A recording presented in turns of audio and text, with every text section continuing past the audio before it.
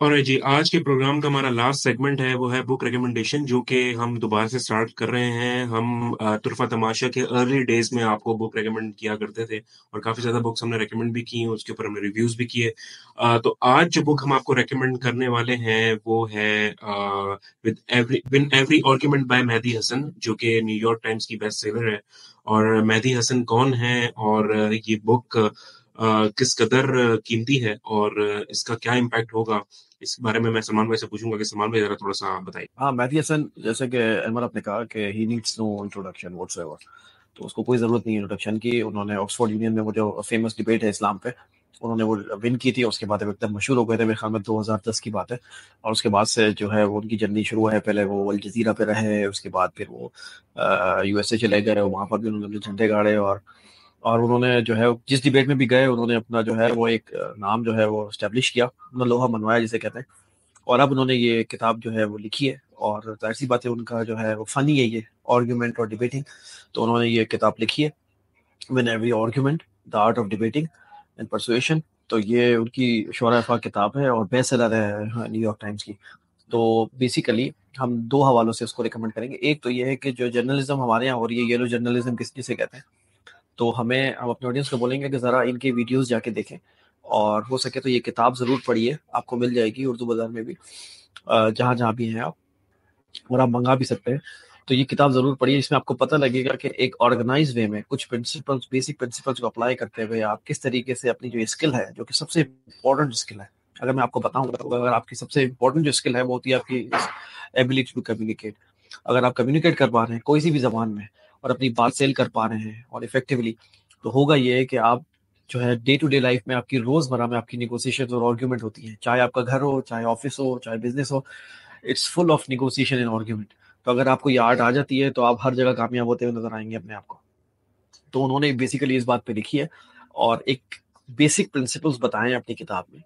और बड़ी organise way में आप इसको प्रैक्टिस कर सकते हैं। और उन्होंने कहा है कि मैंने खुद कैसे प्रैक्टिस की है। उन्होंने अपनी अपनी जर्नी बताई है कि मैं बड़ा शाय आदमी लड़का था। और सोचें आप, मेहदी हसन जैसा बंदा शाय था किसी जमाने में, आप बिलीव भी नहीं करेंगे इस बात को, कि जो जिस डिबेट में जाता है और वो झंडे गाड़ देता है। तो वो एक शाय बॉय से लेके वो इस तरीके का आदमी आ गया कि जो किसी को छोड़ता ही नहीं है टीवी पे। तो एक हवाले से हम आपको ये रिकमेंड करेंगे कि आप ये जो अपनी स्किल ग्रूमिंग की बात हम करते हैं अक्सर, तो वो आप किस तरीके से कर सकते हैं ये किताब पढ़ के। दूसरी बात ये है कि जो हमारी जर्नलिज्म, जो येलो जर्नलिज्म हो रही है पाकिस्तान में, हम अपने जर्नलिस्ट को भी इस हवाले से जो है वो इनवाइट करेंगे कि जाके जरा मेहदी हसन का स्टाइल देखें जर्नलिज्म का। और उसने अपनी बुक में गाहे बगाहे एक चीज पे बहुत जोर दिया है। वो कहता है कि जो बाकी दुनिया में जो जर्नलिज्म होती है, अमेरिका में भी उसने हवाला किया कि एक इंटरव्यूअर आता है, एक सवाल करता है, और उस सवाल पे अगर सही जवाब नहीं भी मिलता तो वो मूव ऑन कर जाता है। वो एक गोल्डन की बता रहे हैं आपको, जो कि मैंने पूरी किताब का क्रक्स बता रहा हूँ आपको।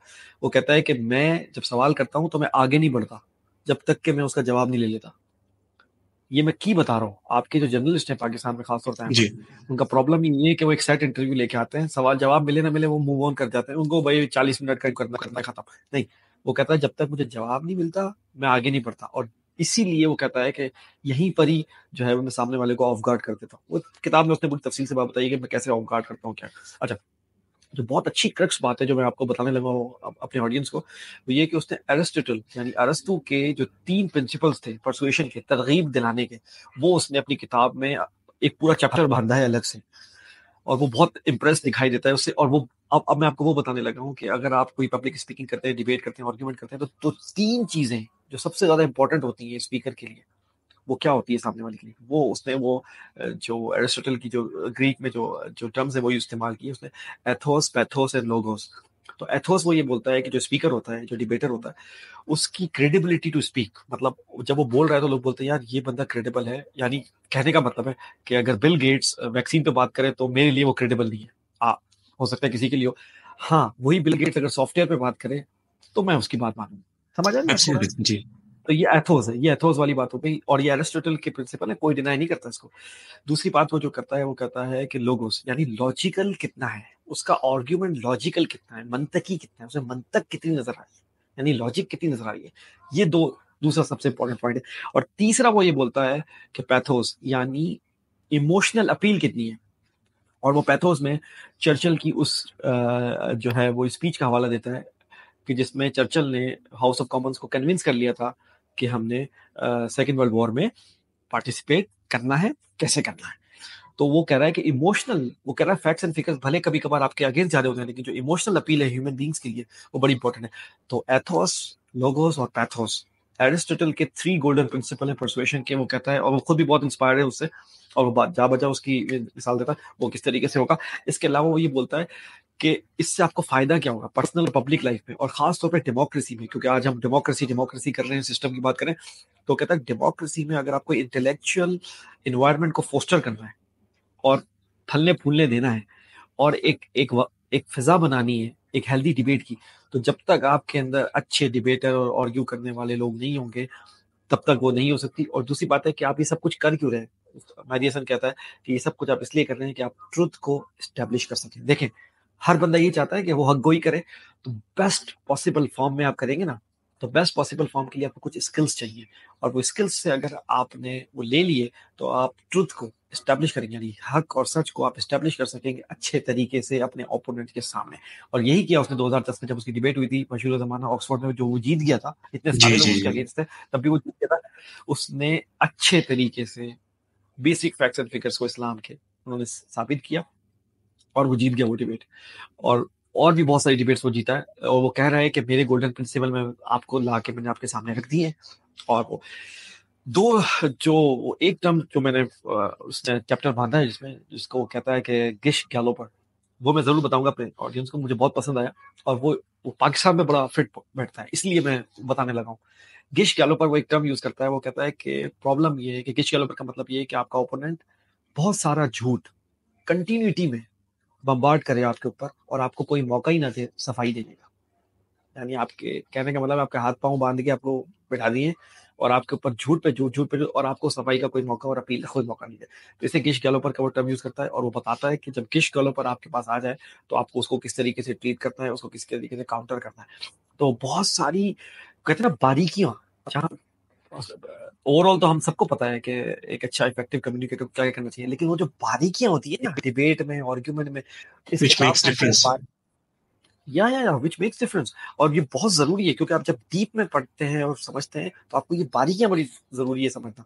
जैसे कहते हैं कि निटी ग्रिटीज, तो ये बहुत जरूरी है आपको निटी ग्रिटीज में जाना और डिटेल्स में जाना और चेक करना कि यार यहाँ फंसूंगा तो ये हो जाएगा, गिश गैलोपर के सामने आपका वास्ता पड़ गया, फिर क्या आप करोगे, फिर समझ रहे हैं। तो उसने डोनाल्ड ट्रंप की मिसाल दी है, अभी जो अमेरिका में डिबेट हो रही है प्रेसिडेंट की, वहां से उसने मिसालें दी हैं, और बहुत इंटरनेशनल और जबरदस्त मिसालें उसने दी हैं, कोई उसने लोकलाइज नहीं किया मामला, पूरी दुनिया से मिसालें उठाता है, एंशियंट टेक्स्ट से उठाता है, हिस्ट्री से उसने उठाई है। मैंने चर्चिल का जिक्र किया, मैंने एरिस्टोटल का जिक्र किया, तो आपको एक बड़ा जबरदस्त गुलदस्ता मिलेगा, एक जबरदस्त तरीका के एक बेसिक प्रिंसिपल्स एक ऑर्गेनाइज वे में अगर आप उसको प्रैक्टिस करें तो आप एक अच्छे जो है वो इफेक्टिव डिबेटर और परसुएडर बन सकते हैं। लेकिन हैविंग सेड इट, और ये मैं बात आपको आखिर में, बिल्कुल आखिर में इस बुक रिव्यू के इकबाल के एक शेर से जोड़ूंगा, जिसमें वो कहते हैं कि आपको अगर ये काम करना है, आप ट्रुथ सीकर हैं और आपको ट्रुथ एस्टेब्लिश भी करना है, तो आपको ये 3 चीजें करनी पड़ेंगी। इकबाल कहता है निगाह बुलंद, सुखन दिल नवाज, जहां पुरसोस, यही है रखते सफर मीरे कारवां के। निगाह बुलंद मतलब आपको ऊंची निगाह वाला होना चाहिए, विजनरी होना चाहिए।